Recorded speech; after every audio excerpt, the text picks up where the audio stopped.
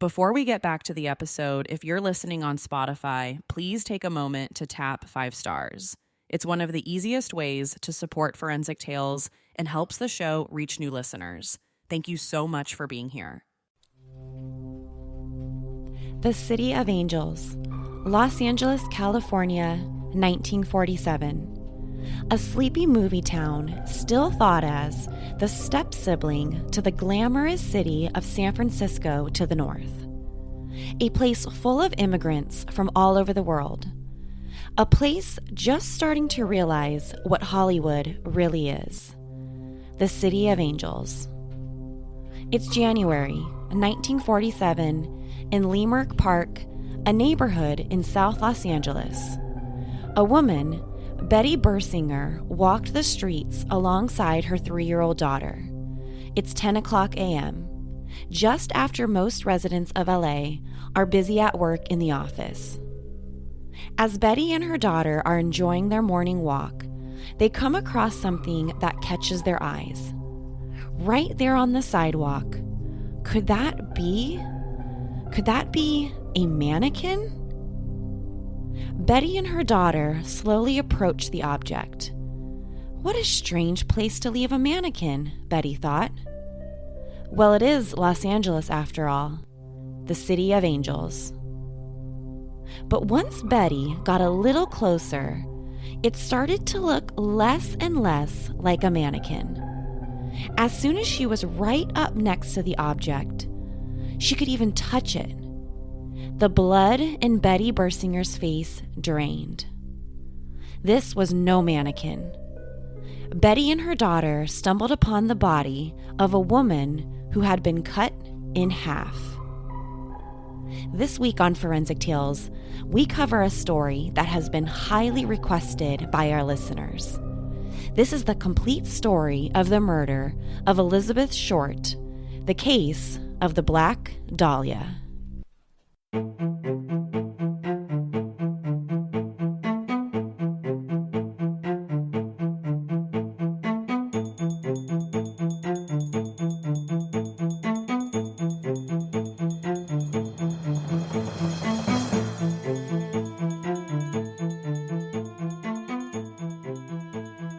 Welcome to Forensic Tales. I'm your host, Courtney. Each Monday, we release a new episode that discusses real, bone-chilling, true crime stories and how forensic science has been used in the case. Some cases have been solved through cutting-edge forensic techniques, while other cases have been left sitting on the shelf, collecting dust in the cold case division, just waiting to be solved by forensic science, just like in the case of this week's story. Now, let's get to a case that we've received a number of listeners' requests to cover on the show. This is the complete story of the Black Dahlia. It's January 14th, 1947, in a South Los Angeles neighborhood known as Leimert Park. A woman, Betty Bersinger, is walking with her 3-year-old daughter around 10 o'clock in the morning. Most Los Angeles residents have already begun their busy days. Betty Bersinger is out on the walk because she had to go to a local shoe repair shop to pick up one of her husband's pairs of shoes. It was a fairly cold January morning in Los Angeles, and at this time, the neighborhood children are making their way into school for the day.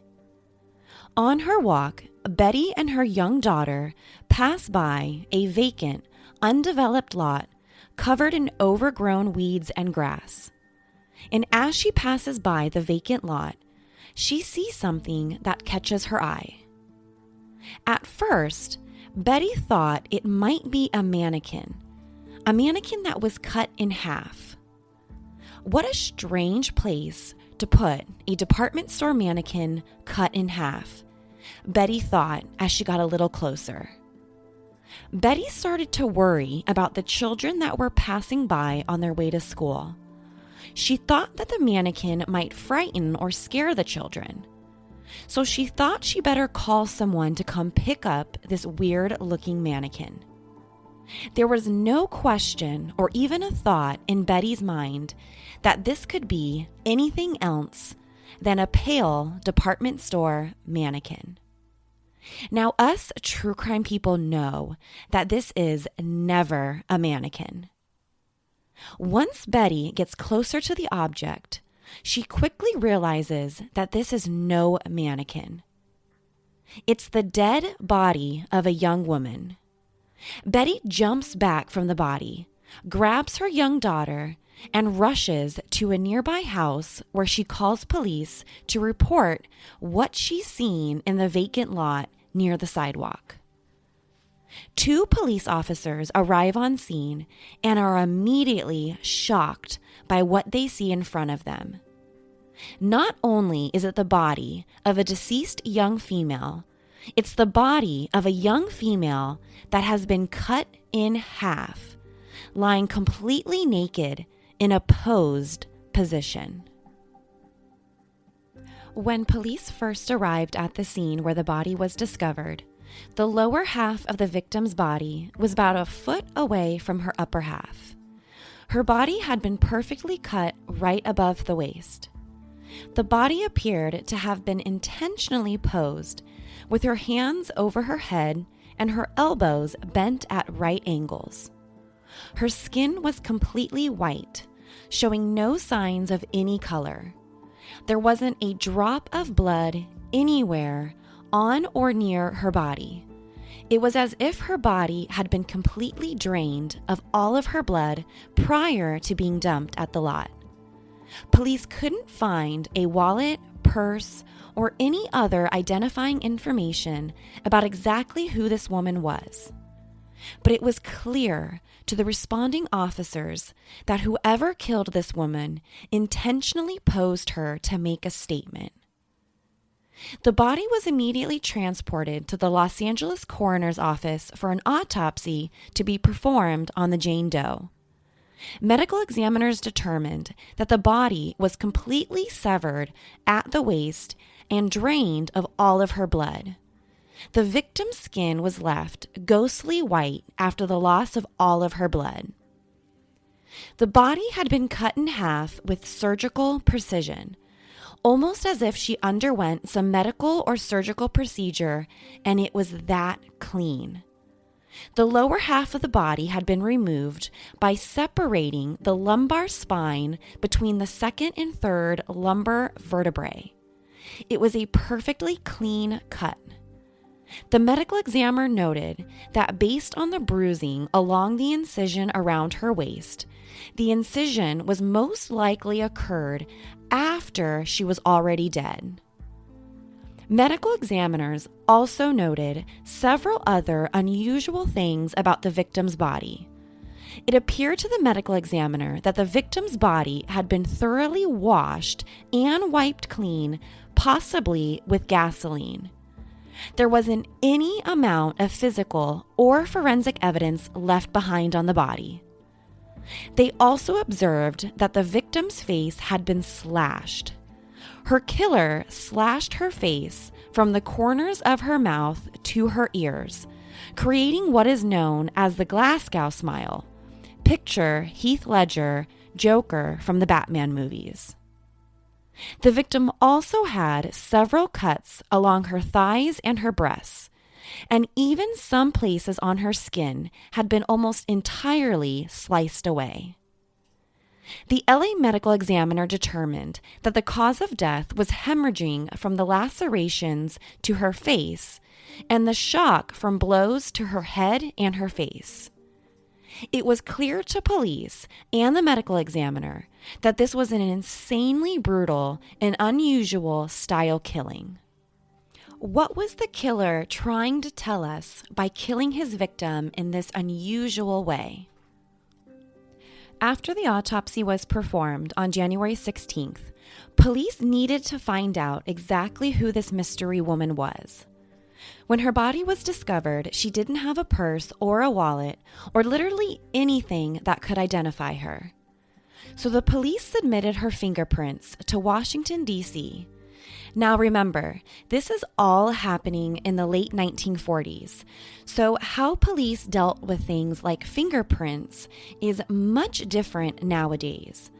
But back then, they sent the fingerprints off to Washington, D.C. via sound photo, which was this ancient-style fax machine that was commonly used in the 1940s in the United States. So once the fingerprints were sent by way of this old-school fax machine, the prints were matched based on a prior arrest record to 22-year-old Elizabeth Short. Elizabeth Short was the woman discovered cut in half along the streets of Los Angeles. Elizabeth Short was born on July 29, 1925 in Hyde Park, a neighborhood just outside the city of Boston. As a young child, Elizabeth and her family moved to the city of Medford. Elizabeth's father, Cleo Short, made a living designing and building mini golf courses in the area. But once his business started to slow down, remember, this is right around the time of the Great Depression in the United States, Elizabeth's father left her mother and Elizabeth's 4 other siblings and headed out towards California. How he left his family is even more disturbing. Cleo faked his own suicide by leaving his empty car near a bridge, which led police to believe he jumped and killed himself. This left Elizabeth's mother, Phoebe, to fend for herself and raise 5 children all on her own. Elizabeth Short grew up to be, quote, a pretty girl. People always told her how much older she looked and acted way more mature than how she really was. Elizabeth was obsessed with movies for as long as anyone can remember about her. She would tell friends that the theater and movies allowed her to escape the ordinary life that she lived, even if it was just temporary. She was described by friends and being, quote, good, sweet, funny, not stuck up, and always stopped and chatted. She would make you feel at ease, end quote. Another friend, when talking about Elizabeth, said, quote, the truck drivers and men would stare when she walked down the street. It was a wonder there weren't more truck accidents when she walked down Salem Street, end quote.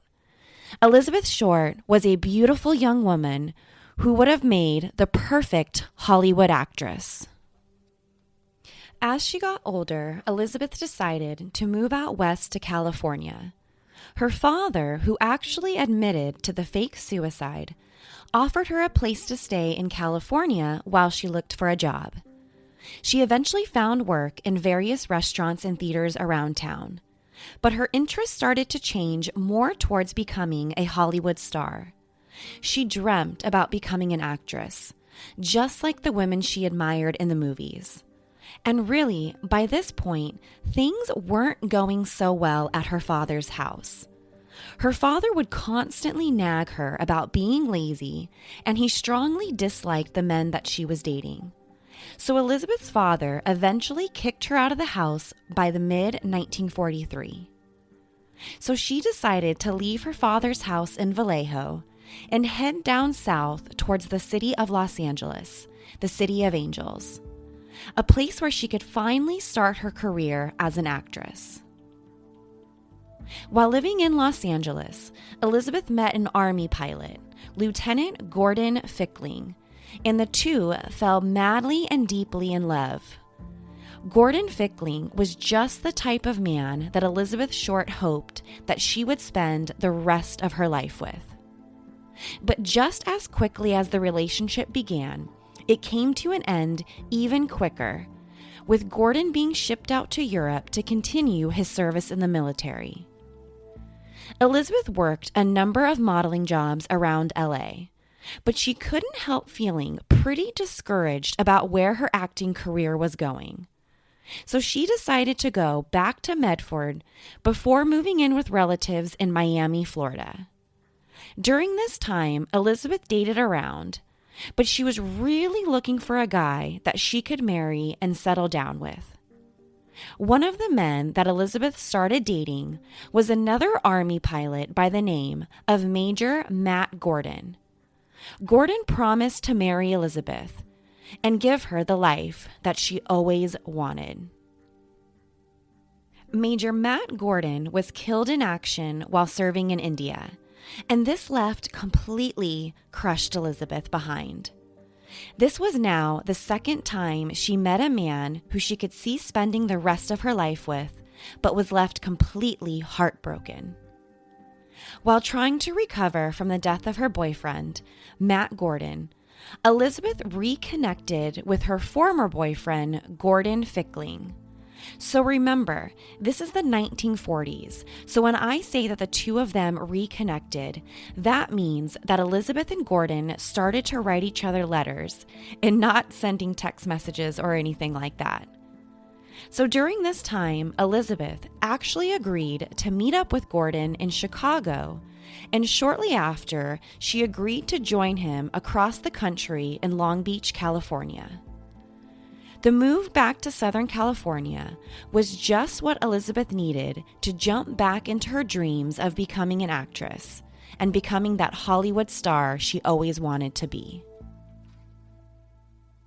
The only contact Elizabeth Short had with police was on September 23, 1943, when she had been out with a group of friends in a restaurant, and the owner decided to call the police on the rowdy group of underage drinkers. Which is kind of weird to me that even way back in the 1940s, we had underage drinking charges. I thought basically anyone was allowed to drink. But the police interaction is where they obtained Elizabeth's fingerprints that were later used to identify her mutilated body in Los Angeles. On January 9th, 1947, 5 days before her murder, Elizabeth returned to her home in Los Angeles after a quick trip down south to San Diego. She was with a guy named Robert Red Manley, a 25-year-old that she was reportedly dating, who was actually married to someone else at the time. Manley was a salesman from Los Angeles who admitted that he and Elizabeth were seeing each other on and off the few weeks prior to her murder. This is all while Manley's wife was pregnant with their first child together. Robert Manley told police that after he picked Elizabeth up from her house on January 8th, he took her to the Biltmore Hotel in downtown Los Angeles. He told police that Elizabeth was going to meet up with her sister, who was in town visiting from Boston. Workers at the hotel recall seeing Elizabeth make phone calls from the lobby payphone. Again, this is the 1940s when the idea of a cell phone was a long way away. Some people even reported seeing Elizabeth about a half-mile away from the Biltmore Hotel at the Crown Gill Cocktail Lounge that same evening. The man Elizabeth Short was with, Robert Manley, told police that the last time he saw Elizabeth was when he dropped her off at the hotel lobby on January 9th. From January 9th, the time Robert Manley dropped Elizabeth off at the hotel, and the same day hotel workers and locals report seeing Elizabeth, until her body was discovered on January 15th, no one has ever reported seeing Elizabeth. For nearly 6 days, Elizabeth Short was missing. She had simply vanished. On January 21st, 6 days after her severed body was discovered, a person claiming to be Elizabeth Short's killer placed a phone call to the office of James Richardson, the editor of Examiner newspaper. The caller told the newspaper editor that he was the one who was responsible for killing Elizabeth Short and that he would turn himself in, but not before police could have a chance to chase after him. The caller taunted the newspaper editor and said that he would send over some, quote, souvenirs of Elizabeth Short very shortly, proving that he was in fact her killer.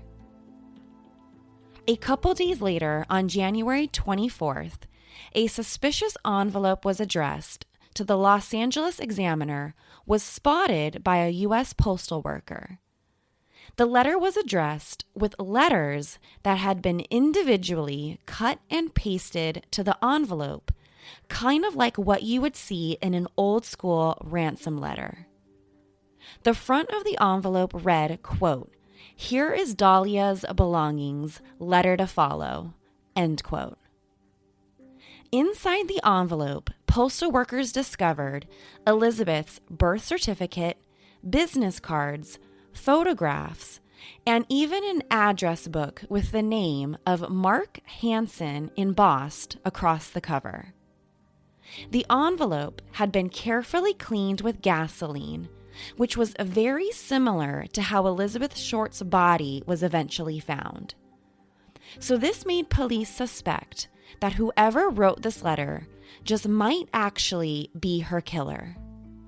But once again, there was absolutely no physical or forensic evidence left behind on the envelope. The same exact day that the envelope was received at the Examiner, a handbag and a black suede shoe were reported to have been seen on a garbage can just a short distance from where Elizabeth's body was discovered. Just like her body, and just like the mysterious envelope, the handbag and shoe had been wiped completely clean with gasoline, destroying any hope of finding a fingerprint or any other valuable forensic evidence from the sender. After the discovery of the address book with the name of Mark Hansen on it, police immediately identify him as a possible suspect in the case.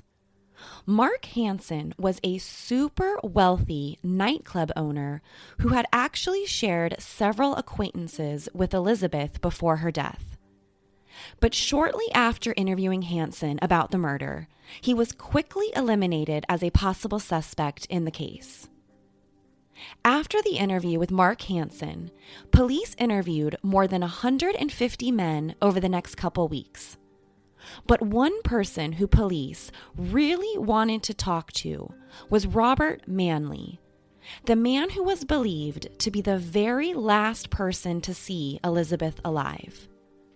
But Manley was pretty straightforward with the police, and he even voluntarily took a polygraph test, which he passed with flying colors, officially ruling him out as a potential suspect in the case. By this point in the investigation, 750 investigators from the LAPD and other surrounding police departments worked on the case to try and find Elizabeth Short's killer. City Councilman Lloyd David even offered a $10,000 reward, which in today's money is well over $100,000, to anyone with information about the case. Of course, this caused several people to come forward claiming to have information and pointed the fingers at several potential suspects, but eventually didn't lead to any new information. Elizabeth Short's murder became known as the Black Dahlia. Now, I've read a couple different reports on how exactly her case gained the nickname, and some reports indicate that a drugstore owner in Long Beach, California, had told reporters that his male customers had nicknamed Elizabeth the Black Dahlia, and it kind of just stuck to the media. But other reports indicate that the case earned the nickname from the film The Blue Dahlia that was released in 1946. Regardless of the origin, the murder of Elizabeth Short became one of the most famous and most talked about murders in Los Angeles history. And it was largely because of the absolutely horrible nature of her murder and how her body was brutally dissected in half. On January 26th, a second letter arrived at the Examiner. This time around, the letter was handwritten. And you guys, I'm sorry if it's a little bit hard to understand or follow because I'm going to read it exactly how it was written. But the letter read, quote, "Here it is. Turning in when Jan 29, 10 a.m. Had my fun at police. Black Dahlia Avenger." End quote. The letter went on to describe a location, date, and time that he planned to turn himself into the police. So on January 29th, the date that was indicated in the letter, police arrived at the very location to wait for their suspect to finally arrive and turn himself in. But the seconds turn into minutes, and the minutes turn into hours, and no one arrives at the location. By 1 p.m. that same afternoon, the examiner's office received yet another letter that was created with cut and pasted letters from a magazine that read, quote, "Have changed my mind. You would not give me a square deal. Dahlia killing was justified." End quote. So here we have a young, absolutely beautiful young woman found cut in half on a Los Angeles sidewalk, followed by 3 very unusual and, frankly, pretty creepy letters from the suspected killer made out of cut and paste letters. You can imagine that this caused a media frenzy. The story of Elizabeth Short's murder was covered on just about every news media that was available in the 1940s. And just like what we would expect if a similar thing happened today, the story of her murder spiraled into so many different directions. News reports suggest that Elizabeth was actually tortured for hours before her death, which simply wasn't true based on the autopsy findings and the forensic evidence. Media also suggested that Elizabeth might have been killed because she denied the sexual advances from Mark Hansen, the wealthy nightclub owner. The story and news coverage of Elizabeth Short literally went out of control, which personally I find that to be really sad because some of the stories about Elizabeth and her personal life are just so untrue with absolutely no evidence to support the rumors. And just like with all murder victims, she isn't even here to be able to defend herself against all of these rumors. The rumors went as far as to claim that Elizabeth may have even been a sex worker and things like that, when again, there were absolutely no evidence to support that. So the stories and the news media coverage of the Black Dahlia went on for months. Her murder dominated the news media as if there wasn't anything else occurring in the world. By February 1st, the Los Angeles Daily News reported that the Black Dahlia case had, quote, "run into a stone wall." By this point, there had been absolutely no arrests in the case, and police really didn't even have a list of potential suspects or persons of interest.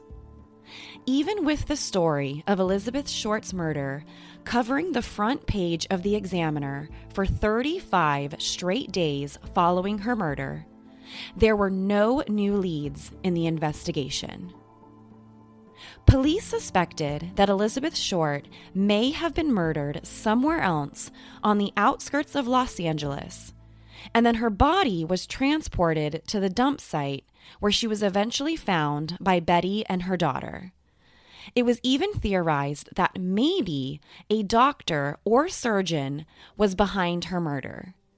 And this theory was largely based on the fact that the incision marks and cuts on Elizabeth's body were just so precise that only someone with proper medical training could pull something off. But remember, her body was literally cut in half, right between 2 vertebrae. It seemed to police that her killer quite possibly could have had some sort of medical training to even have an idea of how to do something like this so cleanly. It just seemed so unlikely that someone like you or I, or anyone without medical training, could be so skilled and so precise with the knife that was used in the murder. By mid-February 1947, there seems to be a small break in the case of the Black Dahlia.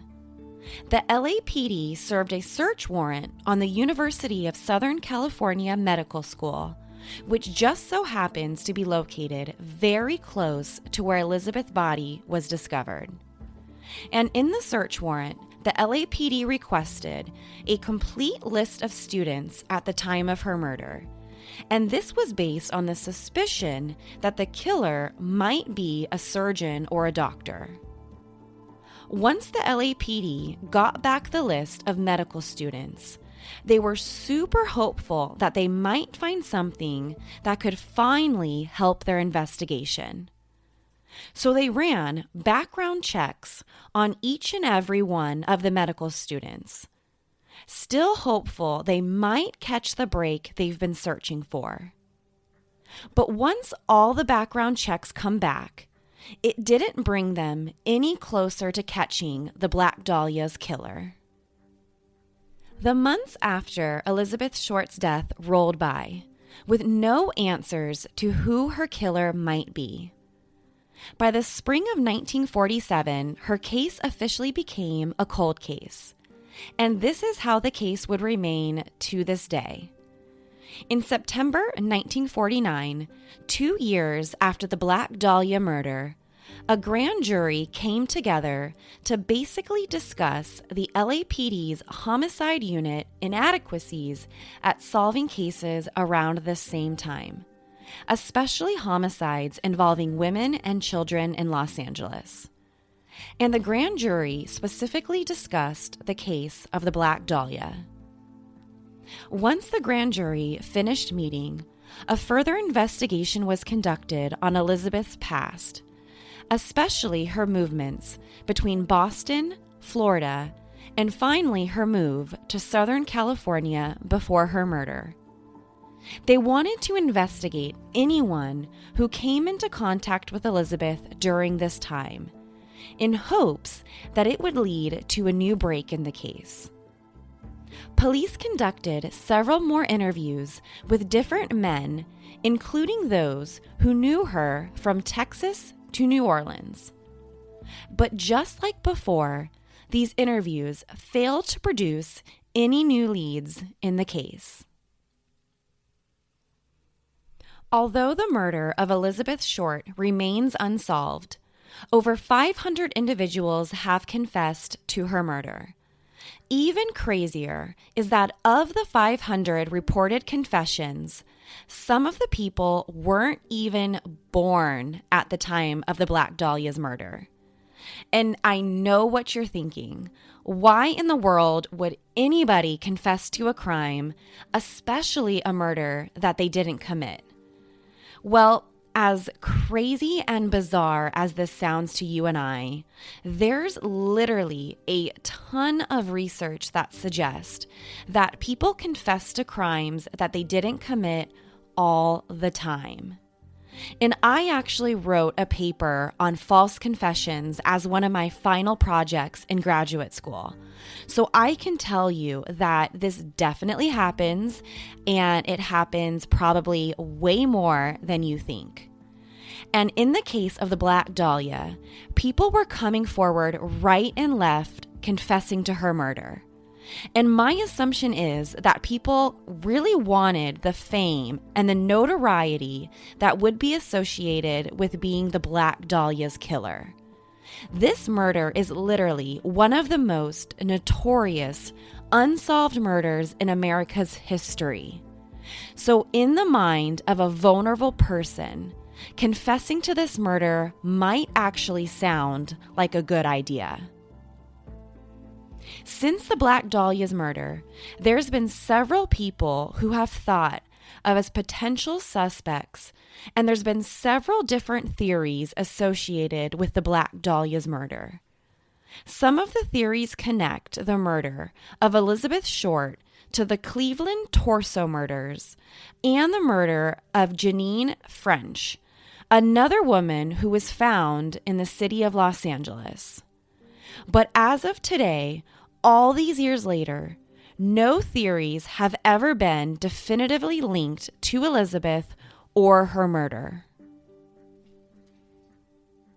The murder of Elizabeth Short is a case that has truly captured anyone with an interest in true crime or cold cases. And her case has brought together some of the world's greatest forensic psychologists and criminal profilers to try and create a profile of who her killer might be. John Douglas, a retired FBI special agent who was one of the FBI's first criminal profilers, who was actually one of the FBI agents who inspired the super popular Netflix series Mindhunter. Douglas has interviewed literally hundreds of America's most notorious serial rapists and killers, including Ted Bundy, Charles Manson, and BTK. John Douglas literally wrote the book on criminal psychology and criminal profiling. So John Douglas shared his criminal profile on who the Black Dahlia's killer is. Douglas says that the killer must have known Elizabeth pretty well at the time of the murder, and most likely had some deep emotional attachment to her. He doesn't believe that this was a random act of violence, or simply that Elizabeth was at the wrong place at the wrong time.